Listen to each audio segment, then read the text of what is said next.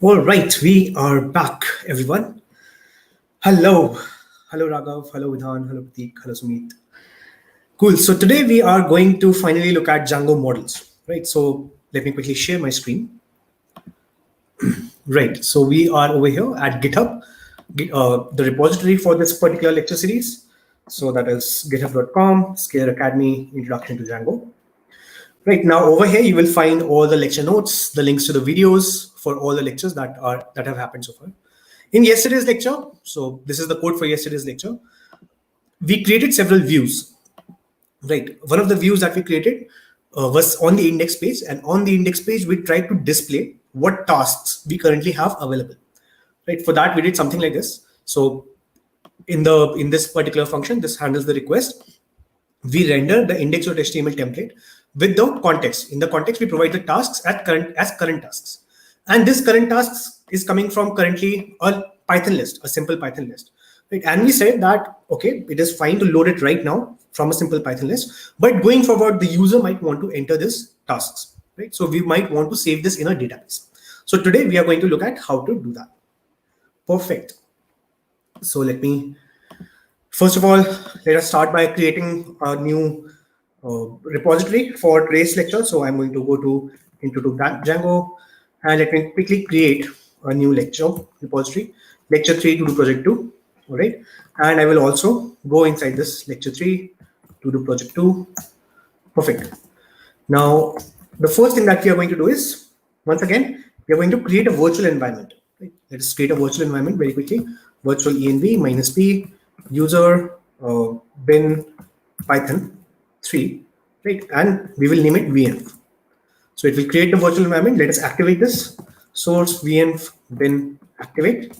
So the virtual environment has been activated. We see that in the prompt over here, and we can also do which Python to see that yes, the Python that we are currently working with is inside this virtual environment. So let us quickly go ahead and install Django inside this. Pip install Django. If I spell it correctly. So it will download Django and install it. And now we can use Django admin. We can use Django admin now to create a project. So we can say start project. And we can give it a name. So let us name this to do project day 2. Right? And we can give it a folder. So the folder will be the current folder. Right? And we can list the directory. So we have created this manage.py. We have created this folder to do project day 2 and the virtual environment. Perfect. Now let us quickly open this in our IDE. So let us open Python. So we are using the Python community version. Let us quickly open Python and open this project in there. So I'm going to go to my lecture 3 to do project 2, and inside this to do project 2, I see that yes, my manage.py is here. So I will select this folder and I will open it. Perfect. So once this is open, it will take some time to index stuff. Once it is done with that, it has detected that this is my virtual environment. If it has not detected the virtual environment, please make sure that you configure a Python interpreter yourself. All right. Perfect. Now in this, we have this familiar manage.py, and we have this empty project that we have not done anything in so far. So what's the first thing that we should do? Let us quickly come over here and let us create a new application.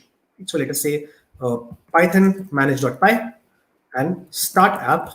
And the name of the app, we can choose as something like tasks. Let us create a new Django application inside this. And the moment we do that, something new happens. So inside this, a folder has been created with all these familiar files: admin, apps, models, tests, views, and migrations. Perfect. So this is the basic setup. Now, there's one more thing that I would like to do. I would quickly like to add the run configuration once again. So I will go to the run configuration. If you're not familiar with this, we covered this yesterday. So I'm just going to follow the steps today. And so I'm going to mark the module as manage.py, and I'm going to provide the parameters as run server. Perfect. Run server. I'm going to click apply and OK. So this will give me this nice screen button over here to start and stop the application. All right. Perfect. Now let us quickly see what. So in the views, yesterday we wrote the views over here, and we loaded the data from a Python list. Now we want to load the data from a database. So first of all, what we have to do is we have to configure a database, right? Now Django, when you start a new project with Django, it comes pre-configured with a local database called SQLite 3, right? SQLite SQLite 3. Now, SQLite 3, as we discussed, basically SQLite 3, it is a SQL-like database, but it is a smaller version of it. It has much smaller capabilities, much lesser capabilities of what most SQL databases can. Right? So, for example, it simply works with one file. Right? It does not actually store it in a B tree-like structure. It will store this in a single file. Right? So let us quickly see what the configuration is. So if we go to do project 2, in the project day 2, if you go to settings.py, then let us quickly search for database. In the database, we can see that yes, the current database engine is configured as SQLite 3, and the name of the file has also been given to us. So it is saying base dir db.sqlite 3. Right? So currently in this base dir, I do not really see any db.sqlite 3 file.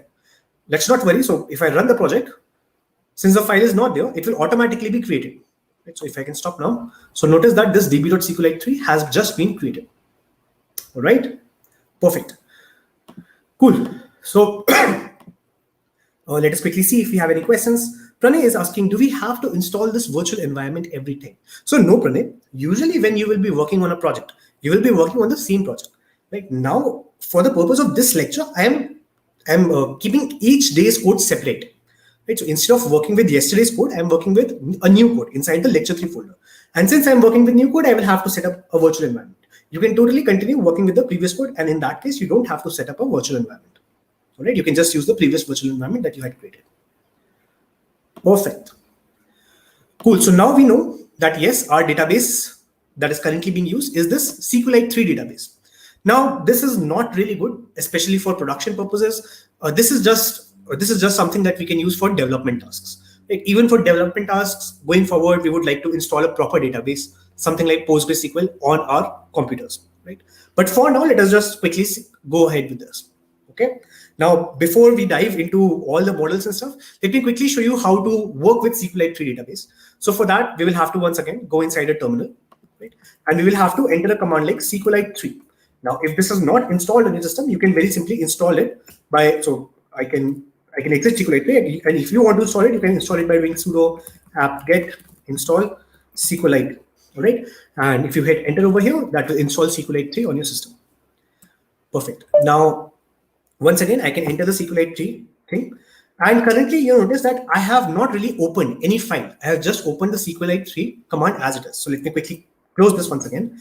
Now, since my file is db.sqlite 3, I can open this file in SQLite. Right? So I can say SQLite 3, and I can open db.sqlite. Notice that I will have to provide SQLite 3 over here. If I just provide SQLite, this might not work. So if I hit enter, the SQLite prompt has appeared. Now we can see what tables are there in our database. So if I do .schema and I hit enter, it shows me nothing, right? Because the database is currently empty. This database file is currently empty.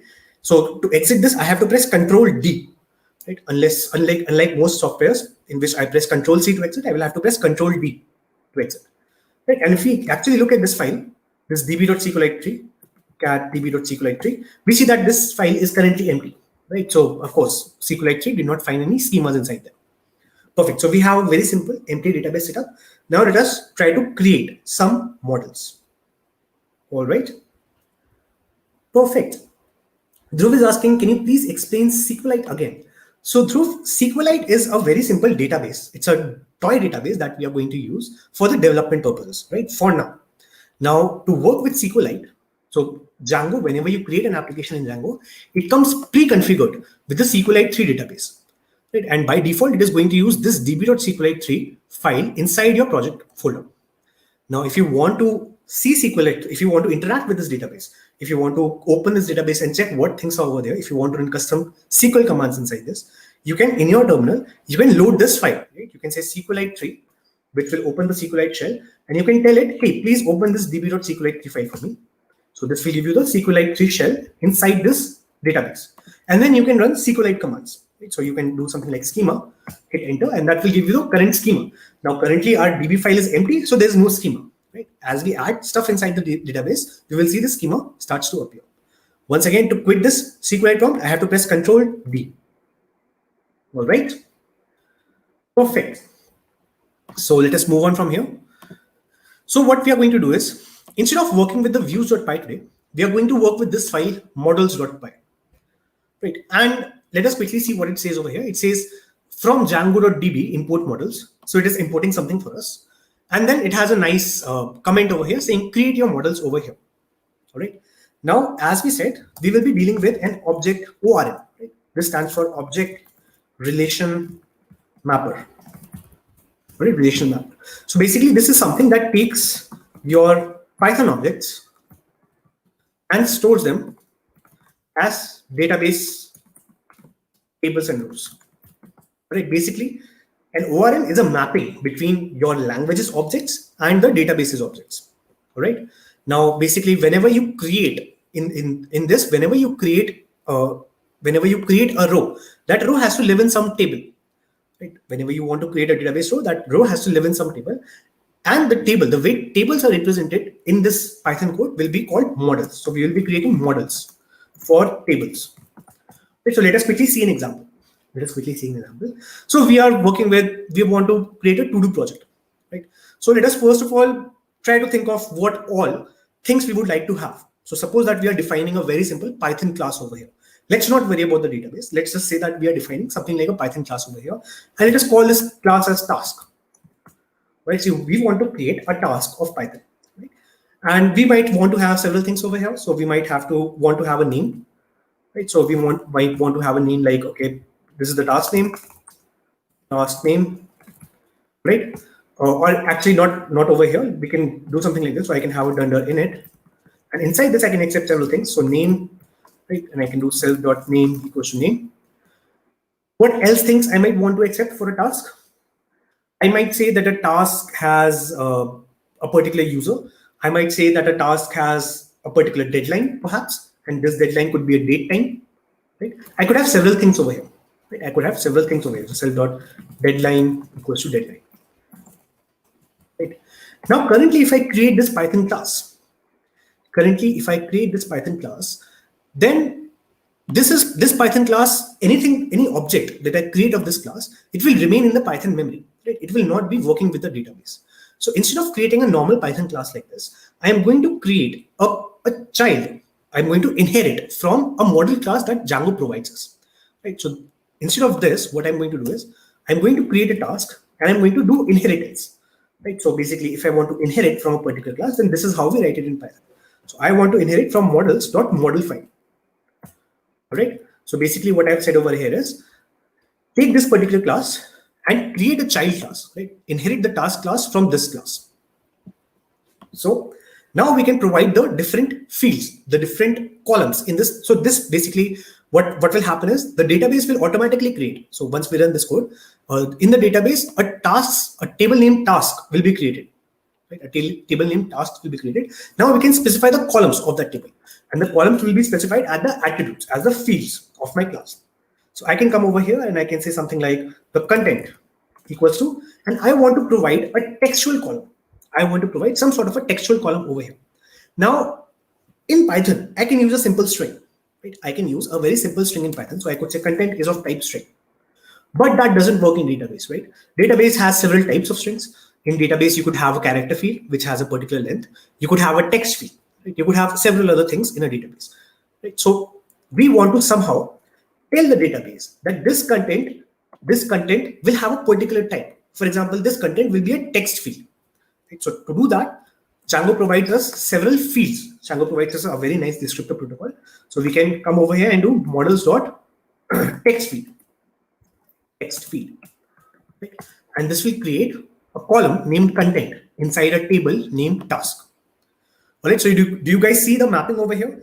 This will create a table. So this class will map to a table, and this field will map to a column in the table. Right? Now, the mapping is much more than this, but let us start simply with this. Let us quickly pause over here and see if we have any questions. Vidhan is asking, what is the role of mapping? So Vidhan, the role of mapping is just to make sure that we don't have to switch every now and then between the SQL code and the Python code. Right? Instead of having to write SQL by hand every time we want to interact with the database, we want to just work with Python, right? We like Python. So instead of working with SQL, if we can just interact with the Python objects, that will be great.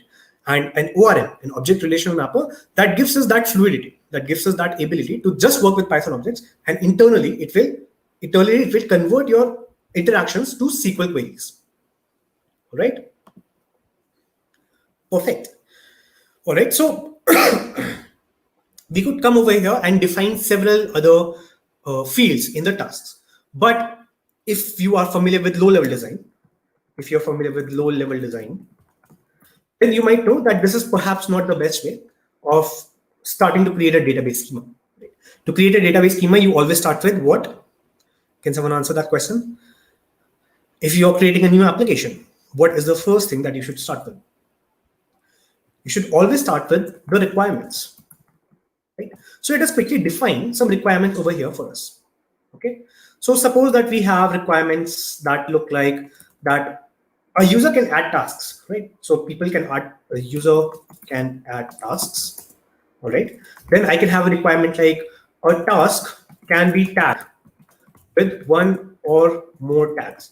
Right. So for example, you are creating a task and the task would be something like buy milk. Now, for this particular task, you could tag it with a shopping tag because this relates to the shopping that you want to do. Right? Perhaps you have a task in which you have to take an interview of some person. So you could tag that task with a work task because this is related to your workspace, right? And so on and so forth. So this is one requirement that we have. Another requirement could be that you can search for tasks. You can search for tasks, right, by the content or by a particular tab or by a tag. Right? Let us have something like tasks can have an urgency, right, and an importance. Right? We can have several requirements over here, right? And perhaps we can have some status. So tasks can have a status. So this status can be either the task is pending or the task is completed, or perhaps the task has been dropped. Right? So we don't longer feel that this task is important, so we can drop the task as well. Right? So let us work with these simple requirements. As we move on, we will be expanding these requirements. Right? Towards the end, we will have a large set of requirements, and we will be implementing it through and through. All right. But for now, let us just work with these simple requirements. Okay.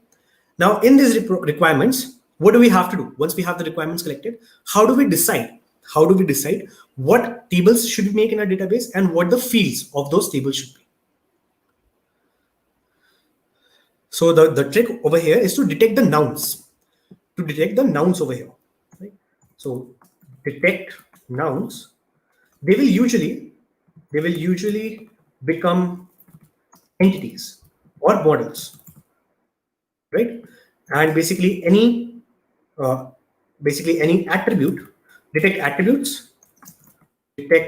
attributes and relationships. Right? This is what we are going to do. All right. So inside this, we can see one noun over here, task. Right. So which is why we have created this class called task. Right. Is there any other noun that we see? Over here? Well, tag is a noun.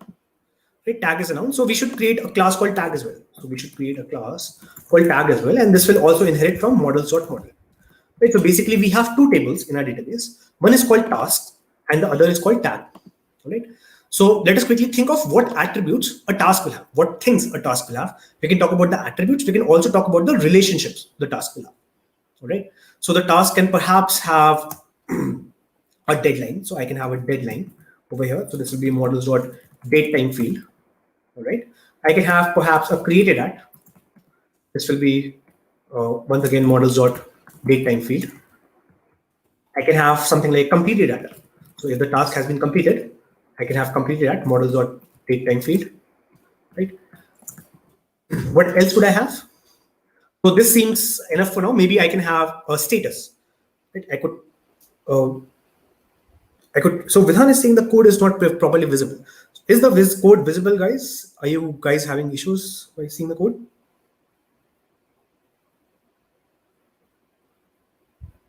No. Okay. Well, the description. So Raghav is saying we can have probably description over here. The description is somehow captioned in the content. Right. So when I create a task, I will be providing some content to that task. and that will basically serve the purpose of the description. All right. Perfect. So this seems like good enough attributes for the task right now. Let us create some attributes for the tag. Let us create some attributes for the tag. So what should a tag have? A tag will probably have a name. Right? A tag will probably have a name. Now this name, so earlier for a task, we had a content. Right? Earlier for task, we had content. This content was a text field. Right? We could add as much text as we wanted in it. But perhaps the name is not going to be that large. Right? Perhaps the name is not going to be that large. I do not want to use a text field over here. I can perhaps use a shorter name. Right? I can use a character field perhaps. So models.character field. Right? And in this, I can provide a maximum length. So I'm saying that any tag can have a maximum length of 255 in their names. All right. What is a noun over here? A noun is just a noun, right? A noun, I mean the English meaning of the word noun. Which over here, this user is a noun. User is a noun over here. Right, let me just mark this. Then task is a noun over here. Right? Then tag is a noun over here. Okay. So these are the three nouns that we have. Perfect. So let us say that this is what we currently have. So we have talked about the attributes. We have talked about the attributes, but we also have to talk about relationships. We also have to talk about relationships between these two tables. So what is the relationship between these two tables? Let us quickly look at the requirements. The requirement says that a task can be tagged with one or more tags. Yes, so basically a task can have one or more tags. So one task can have one or more tags. What about the other way around? What about the other way around? If I have a tag like shopping, how many tasks can it be related to? If I have a tag like shopping, so one tag like shopping, can this be related to multiple tasks? Well, certainly, right? I can have multiple tasks inside the shopping tag. So this can also have multiple tasks related to it. So the relation that we see between this task and a tag is a many to many relationship. All right. Now to specify that in Django, what we have is we have a many to many field. Right? Just like we have a text field, datetime field, character field, we also have a many to many field. So inside the task class, I can come over here and define tags equals to models dot many to many field. Right?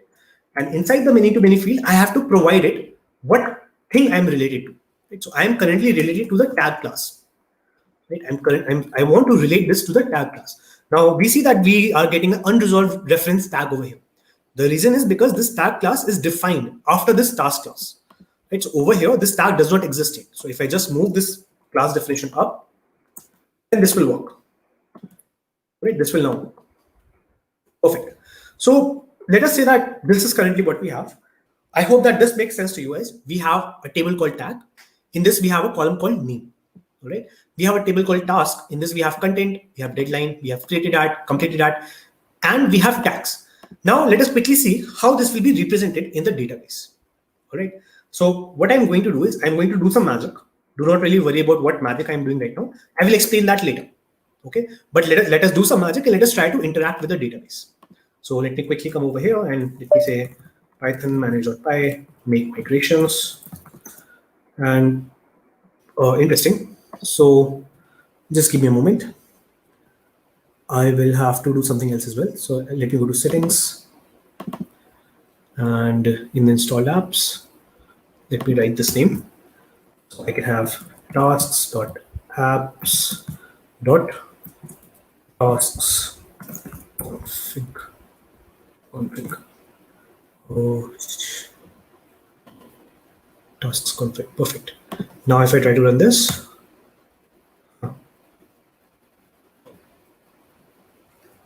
just give me a moment.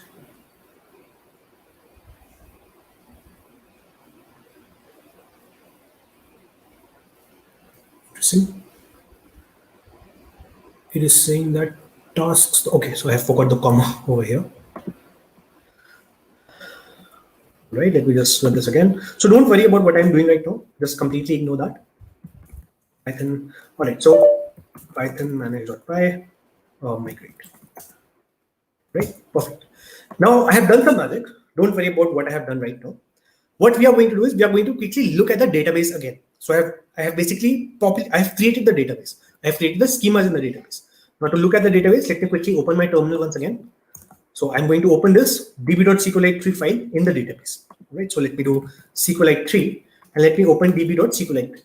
Right. Now once again I can list the tables by doing dot tables. And if I press enter now, we see that several tables have appeared in our database. So we have some tables that we have no idea about. Things like auth group permissions, auth permission, user groups, Django admin log, all these weird things. We have no idea what these are. Right, let's not worry about these. The three tables that we are concerned about right now are these tables: tasks tag, tasks task, and tasks task tag. All right. So this feels like a mouthful. So what is happening over here is, how has Django created these tables? Let us quickly see that. So let us look at the name of our application. Inside the to-do project, so we are inside the to-do project database. The name of our application is tasks. So any any model that we define inside this application will have its name beginning with tasks underscore. Right. So all these three tables, they will have their name starting with tasks underscore. After that, they will be the name of the model. Right. So inside tasks, we have this model called tag. So we have a table called tag. Similarly, we have a model called task. So we have a table called task. But what about this third table? Task tags. What about this third table? Where did this come from? We don't really have any such model over here. Well, this is required because we want to store this relationship. This is because we want to store this relationship. Now, basically, whenever you have a one-to-one relationship, one-to-one relationship in your entities, then that will be represented as a column in your tables. Right? Similarly, if you have a one-to-many relationship, or a many-to-one relationship, then this will also be represented as a column inside your tables. But when you have a many-to-many relationship, then you will have to create a new table. For this. Right. However, we don't have to worry about that really. Django will handle that automatically for us. All right, Django will handle that automatically for us.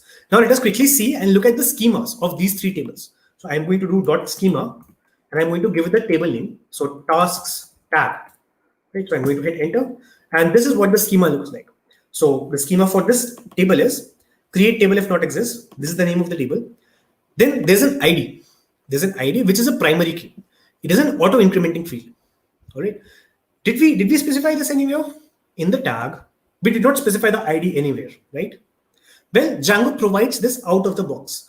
Whenever we have a model, it will automatically provide a field for us called the ID field. Right? And it will automatically make it the primary key. It will automatically make it an integer and it will automatically make it auto increment. We can override this. We can totally override this. We can choose our own primary key. But by default, if we don't specify anything, Django will be nice enough to provide an automatic ID field for us, right? After that, we see another column. We see the name column, right? So the name column is something that we are familiar with. And we see that, yes, it's a char field of size 255. So it's a var char of size 255 and it is not null. So currently this not null is coming because of a default value, which we will explain later. All right, so this is the schema for this tag class or for this tag table. Now let us look at the other table, the task table. Let us look at the schema for that. So the name of the table is tasks task. All right, so let us quickly look at that. This has a larger schema. Once again, we have this familiar ID which Django has provided us with. We have the content. We have the content, which is a text field. Notice that this is no longer a var char field. This is a text field. Okay, we have a deadline, which is a date time field. Right? So we have a deadline over here, which is date time. We have a created at, which is date time. And we have a completed at, which is date time. We also had tags over here, right? We also had tags over here. This was a relationship. This was not a field. This was not an attribute. And notice that this tags does not appear anywhere in this particular table. Right? And the reason is that it is modeled inside a different table. Right? Now let us quickly see the last table, tasks, task, tag. And let us look at the schema for that. This table, tags, my bad. This table has the following schema. It says that, first of all, Just give me a second. Let me clear the screen and let me do this again. So first of all, it is going to provide an identity, right? Once again, the familiar ID. It is going to provide a task ID, which is a foreign key to this table. Right? So basically, a new table will be created. So a new table called tasks or task tags will be created. And in this table, we will have several columns. So we will have an ID. After that, we will have a task ID. And then we will have a tag ID. All right, tag ID. Now, task ID will be a foreign key to the tasks table, and tag ID will be a foreign key to the tag table. Right? And basically, this is how the relationship is modeled. Is that clear, guys? Apart from that, I'm ensuring over here by a constraint that this particular thing has to be unique. The entry for a particular task ID and a tag ID, this should not be duplicated in my table. Right? And that basically is done by creating a unique index over here on task ID and tag ID. All right. Perfect. So I hope that the way Django created these tables is clear to everyone. So these were the two models that we created. So for each of the model, we got a table name. And for this final many-to-many relationship, we also got an additional table which looked like this. Yes. Let us quickly pause and see if we have any questions so far.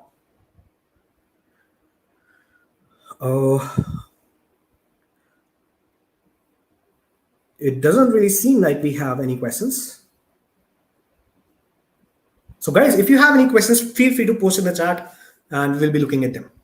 All right. Cool. So Dhruv is asking, we also have task ID. So basically we have, so let us quickly once again look at this thing. So inside this, we have a task. Right? We have a task. So basically this task ID over here, this task ID, right, in this task tag table, this is an integer and this references this inside this task table, it references the ID. Basically this task ID is a foreign key to task, and inside this .id. Right? This task ID is a foreign key to this table's ID. Okay. Perfect. Vidhan is saying, sir, I did not understand anything. Well, Vidhan, if that is the case, then basically that is not, I'm not really sure how to answer that query. So if you did not understand anything, that's okay. Just try to rewatch this lecture again and just try to actually code while you're watching the lecture. Right? So basically take some time, pause the lecture, go back, actually set up the dev environment and actually do what we are doing. When you actually do that, you will see the things working and perhaps you will understand it better. All right.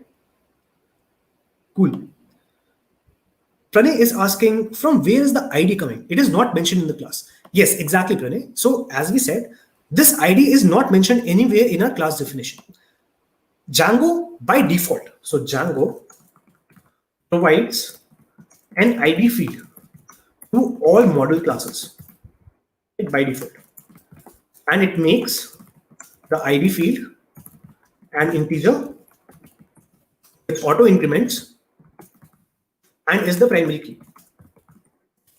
This is the default behavior. You can override this behavior. So you can override this. If you don't want the primary key to be an ID, you can set your own primary key and we will see how to do that later on. All right. Perfect. Let us move on.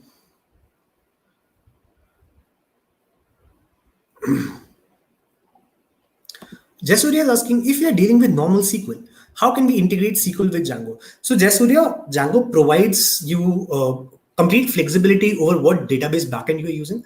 You can also write raw SQL queries in Django, right? So let's not worry about that right now. I will give you, you will have to probably go to the Django tutorial to read all of that. There will be a lot of configuration involved over there, but that is possible. That is all I'm telling you, okay? That is possible in Django. However, you will have to, learn Django properly and do a lot of configuration. Jasurya is asking, is ORM the only way? No, Jasurya, once again, in Django, you can totally skip the ORM. So you can say that, all right, I am not going to create the models at all in Django. I will have the views and somehow, instead of loading the thing from our models, I will somehow write SQL queries and fetch the data myself from the database.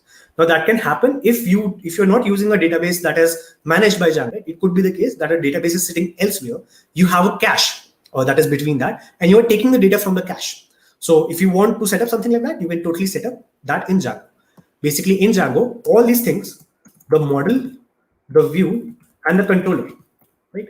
So all these things are completely separate from each other. They are decoupled from each other.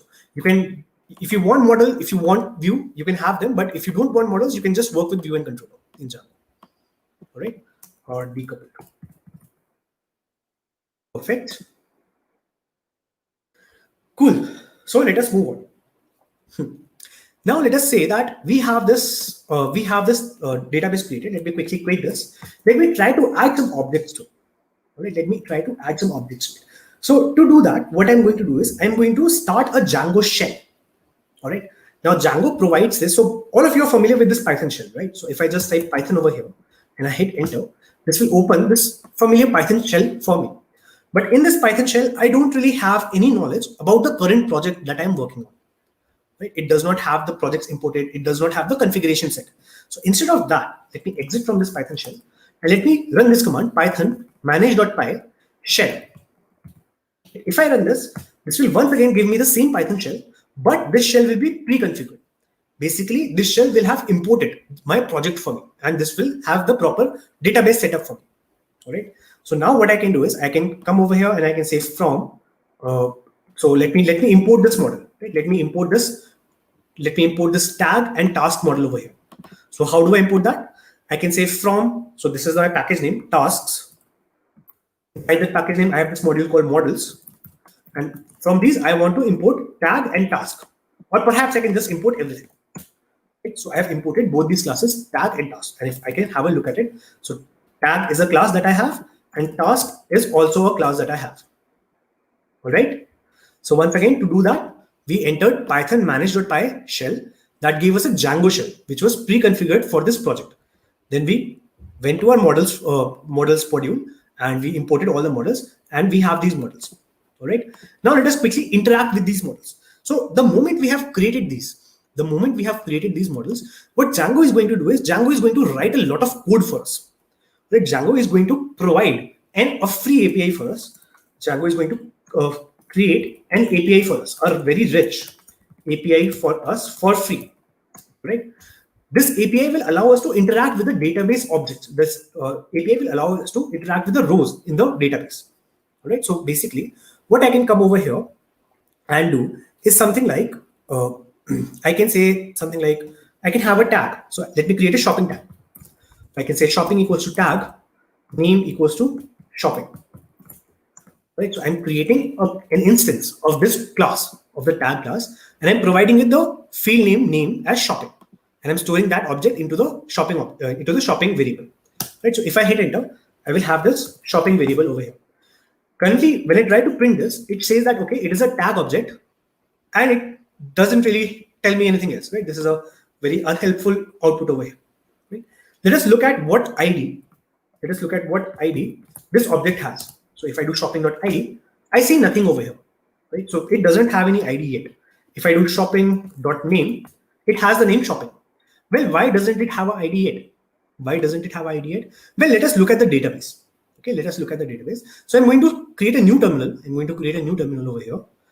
Inside this terminal, I'm going to open the database. So I'm going to do SQLite3, db.SQLite3, and I'm going to look at the contents of this table. So let me say select asterisk from the tag table. Right. So the table name was tasks tag. Right. And don't forget the semicolon at the end. You will have to put the semicolon and you hit enter. And currently it says that there is nothing in my table. Right? This table is empty. Even though I have created this variable, even though I have created this tag over here, my table is still empty. The reason is that this is currently only in the memory. This has not been saved to the database. All right. To save it to the database, I will have to do this object dot save. I will explicitly have to call this explicitly. Right. So I have to call dot save explicitly. So when I hit enter over here, let me go back to the database and let me try to select again. And now we see that a row has been created. In that row, I have two columns. First is the ID column. The next is the name column.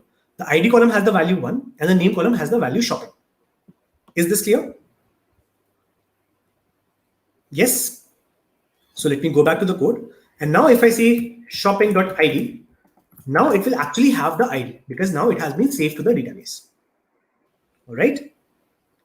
Perfect. Jasuriya is asking, so we can use the ORM with PostgreSQL? Yes. So Django provides you ORM backends for PostgreSQL, for MySQL, for Oracle DB, for SQLite, for all sorts of different things.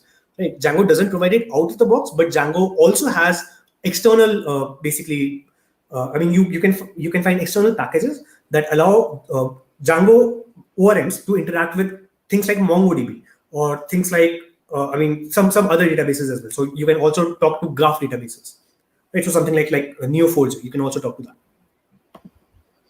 All right. Charan is asking, what is auto increment? So Charan, auto increment is a database thing. Basically, what we are saying is, whenever something gets added to this table, please automatically create this ID for it. Right? I don't want to supply the ID because I don't know what IDs are currently in my database. I want you to keep a counter. I want the database to keep a counter of what all IDs, of how many rows are there in this particular table, right? Of what all IDs we have seen, and make sure that whenever a new row is inserted, it gets a unique ID. Right? So that is an auto increment key in a database. All right, Charan? If you're not clear with that, you can just Google auto increment database and you will be able to read more about it. Perfect. Moving on. So we see that we have something in the database and we can interact with the objects over here. Now, if I want to look at all the objects of the tag class, so I can come over here and I can say tag.objects. I can do tag.objects.all. So if I do over there, that will create a query. That will run a SQL query for me. It will run a SQL query just like this. So select asterisk from task tag. In the backend, it will run this query for me and it will fetch this object for me. So it is saying that, okay, I have fetched one object for you. Similarly, I can do task.objects.all. And we see that, yes, it has run the query again and it did not find any objects because once again, we have not created any task object. All right.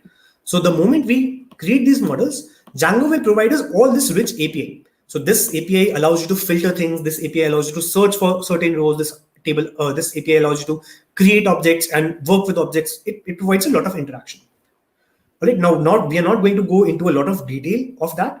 If you want to learn more about the models, more about all these things, I'm going to give you some nice references. So let me quickly open my browser over here. Just a moment. So this is the first link. I am also pasting this in the chat. It will also be available in the lecture notes. Right. So this is one of the pages. This gives you a brief introduction of what the models are and what fields you have. Right. So we talked about the character field. We talked about the date field. There are also other fields. You can specify foreign key. You can specify integer field. Right. There are all these different parameters that you can specify over there. It will be looking at some of these, but not all of these. Right. So we have text choices. We have character field. We have many different things. So we know how to set the primary key. Right. We can have verbose names for the fields and so on and so forth. We can specify many-to-one relationships, one-to-many relationships, many-to-many relationships, and so on. So if you want to learn more about this thing, you can totally go to this. If you want to further learn about models, so this still does not talk about everything. There's a different link. So let me paste the link over here in the chat once again. And this will also be available in the lecture notes. So the second link is this. If you go over here, you will see a lot more. So this is the reference. The previous one was the tutorial. This one is the reference. And over here, you will see all the different fields that are defined. Right? So you will be able to see all the different fields that are defined. You will be able to see all different things that you can do with models. All right. So this is the entire reference for the model section. Perfect. So this is basically the reference. If you want to learn more about this, please go to that link and study that. All right. Cool. Let me go back to the PyCharm thing. All right. Now let me quickly exit this Python. Shell, and let me also exit this from this SQLite shell. All right. Now let us suppose that I want to make a change to my model. So I want to perhaps do something like I want to create a status. Right. So our requirements say the task can have a status like pending, completed, and dropped. Right. So we want to provide a status over here, and let us say that this status is a character field. Models.character field. Right. So in this character field, we want to specify some value. So either this will be completed, or this will be pending, or this will be dropped. Right. Now we don't want a user to enter any value over here. We want to restrict the choices, right? Must have restricted set of choices that can be entered over here, right? So to specify that, what we can do is we can create a class called task status, and we can inherit this class from models.text choices, right? And in this we can define our, so this is basically an enumeration. This is basically an enumeration, and we can define our values over here. So we can say something like completed, and the syntax that we do is we basically give it two things. So this is something like CO, and then we provide it a verbose name, something like completed. Right, so this is a small name over here. This is the abbreviated name. This is what will be stored in the database, and this is the larger description for it. All right, we can come over here and we can say pending. So we can have the abbreviated name as PE, and we can have pending. All right, and finally we can have something like dropped. So DR and dropped. Right, now when we want to say that this status, can only take any of these values. We want to specify that this status can only take any of these values. So let us quickly see how to specify that. So first of all, we are going to say choices equals to task status, right? So we have specified over here that task status or choices. So we have basically specified over here that the set of choices, the set of values this column can take will be coming from the choices that are available in this class. All right, so CO, PE, or DR. Right. Apart from that, we can perhaps provide a default value. Right. We can provide a default value. So whenever a new task is created, it is automatically set to pending. Right. So I can say task status dot pending. Right. Something like this. And I also know that, okay, all my tasks will only have 2 character names. So I don't perhaps want to store more than 2 characters in the database. So I can also specify the max length equals to 2. Does this make sense? So we have just added this. To our database. Right, we have just created this new column for our database. Any questions till now? Perfect.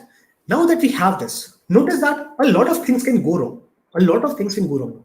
First of all, let me quickly go back and look at the schema once again. Right, let me look at the tables once again. Right. In the tables, I have this task table, and let me look at the schema for the task table. In the schema, I currently don't have any column called status. Right? I currently don't have any column called status. So notice that this is not a relationship. This is a field. So this will be stored as a column. And I don't have any column called status. So basically what I have done is I have changed my database schema. Right?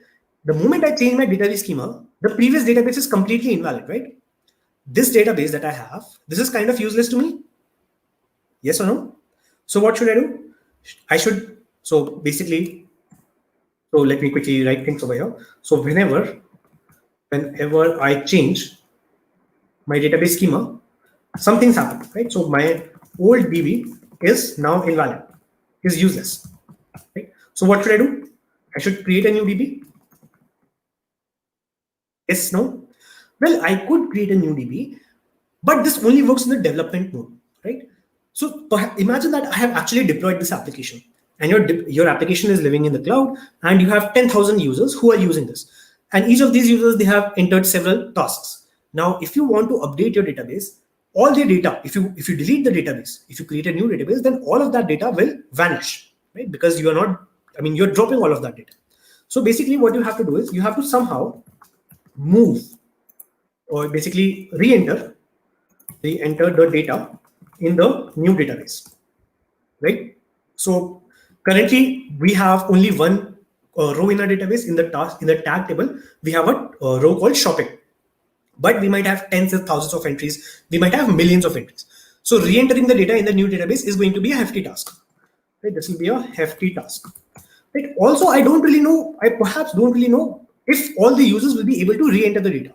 I don't want the users to re-enter the data, right? Because I made a change in the backend. The user should not suffer. So I should basically be re-entering the data myself, right?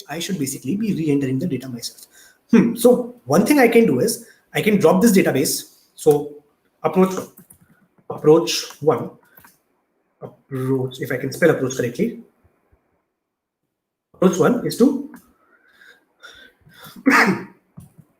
basically delete DB, create new DB, and enter data myself, right? But this is perhaps not a good approach.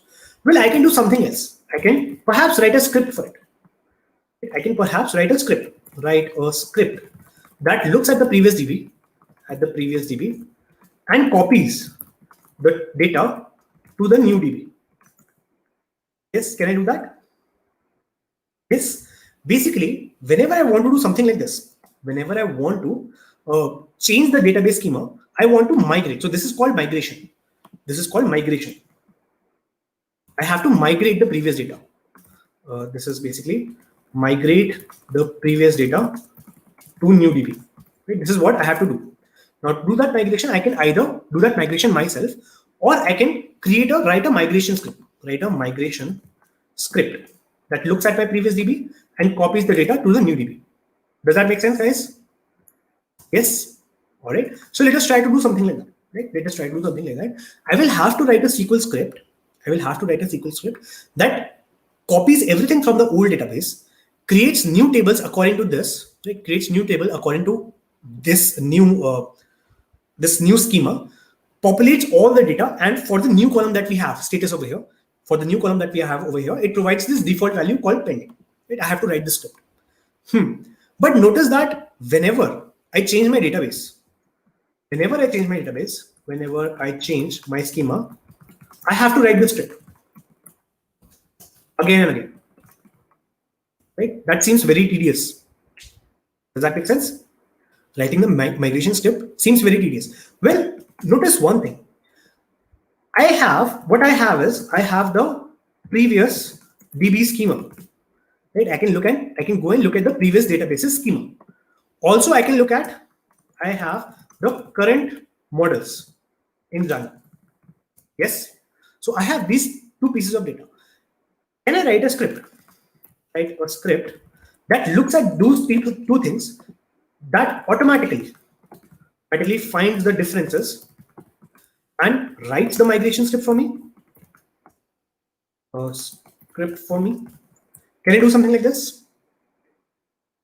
Yes, no, guys. If I'm really good at programming, I could perhaps come and write a script that looks at the previous database schema, that looks at the current models in Django, that automatically writes a migration script for me. Right? This is basically what Django provides this out of the box. Right? So basically, whenever I have changed my database, I'm going to run a Django migration. All right, I'm going to run a Django migration. All right. So now let me do one thing. Let me delete this database very quickly. I'm going to delete this database completely. All right, let me just do an unsafe delete. All right, let me quit this SQLite, and let me come over here. Perfect. So this is what we have. I did some magic changes. Earlier. Let me quickly undo those magic changes as well. So let me remove this. And let me go to the migrations. Let me remove this. All right, cool. So currently, once again, when I run this application, so notice that I don't have any database right now. Right? When I run this application, it will run the application and it will create a blank database for me. It will create this blank database file for me. I can check that it is blank by doing something like cat db.sqlite3, right? And this file is completely empty. Or I can do basically something like ls minus la. Right? That will show that this db.sqlite3, this has 0 bytes of size. Right? This has 0 bytes in size. Perfect. Now what I want to do is, I want to run some migrations. Right? I have created a new model. I have added some models, so that will change my database schema. So I want to, first of all, create the migration script for it, and secondly, run that migration script. Right? So what Django provides me is this nice task. So I can do python manage.py, and I can do make migrations. So if I run this command, Django will automatically create the migration script for me. All right. So if I hit enter over here, it says no changes detected. I clearly have changed the model, right? I've added new models, but Django says no changes detected. Well, the reason for that is I have currently not registered this application. When I created this tasks application, I have not installed this in my project. To install this, what I have to do is I have to go in this settings file, and I have to put this in the installed applications list. So I will have to come over here. Inside this tasks application, I have this apps, and inside this apps, I have this class called tasks config. So that is what I have to provide in the settings.py. Right? So I can come over here and I can say tasks.apps.tasks config. Right? Now my application is installed. Now, whenever I do something like run migration or create migration, right, Django will see that, okay, so whenever you are creating migrations, Django will only create migrations for these installed apps. Right? So now if I run make migrations, it will say that, okay, in this particular app, I have created a new migration called 0001 initial.py. Right? And for this migration, in this migration, I have created a new model called tag, and I have created a new model called task. All right? And we will see that inside this migrations folder, a new file has appeared, 0001 initial.py. All right? And this is basically the migration script that Django has written for us. Is that clear? So by doing this, Django has automatically created that migration script for us. But the migration script has been created. The migration has not been done yet.